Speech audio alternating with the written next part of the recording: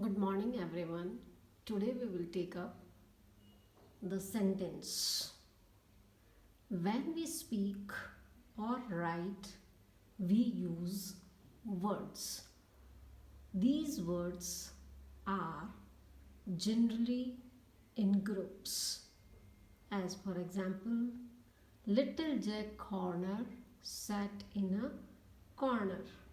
So these are group of words which make complete sense and they are called a sentence. So we can say a group of words which makes complete sense is called a sentence. These sentences are of four kinds. They are statements, questions, commands, or the sentences which express strong feelings. The sentences which make statements or assertions are called assertive sentence. They are simple statements like Humpty Dumpty sat on a wall.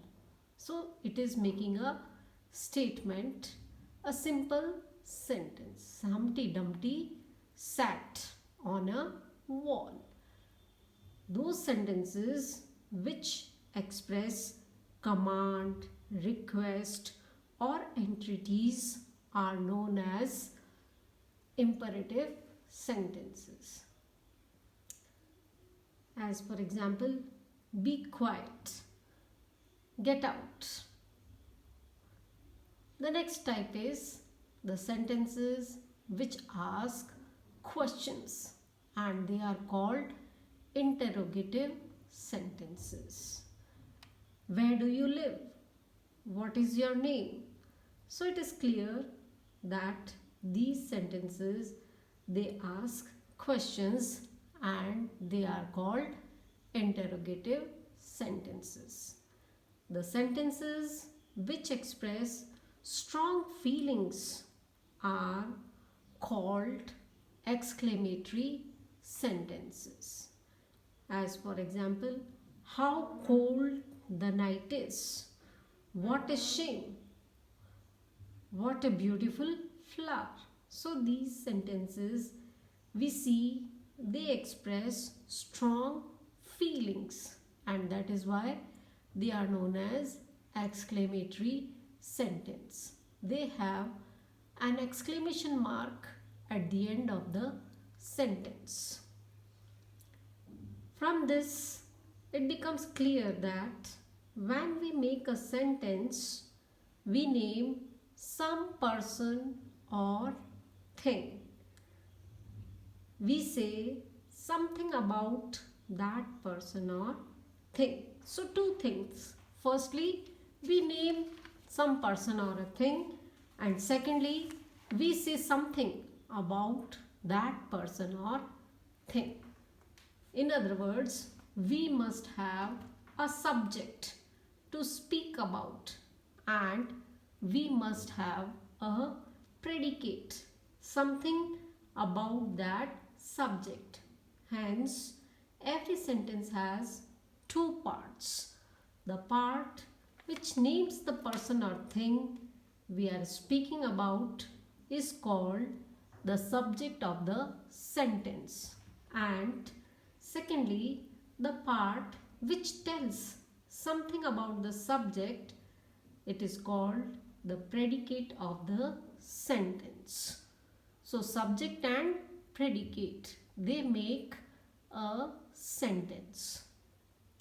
The subject of a sentence usually comes at the beginning of the sentence, but occasionally it is also put after the predicate. As for example, here comes the bus.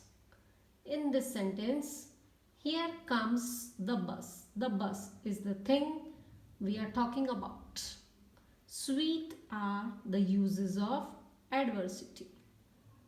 Similarly, in imperative sentences, the subject is let out. As for example, sit down. Here the subject is you. You sit down.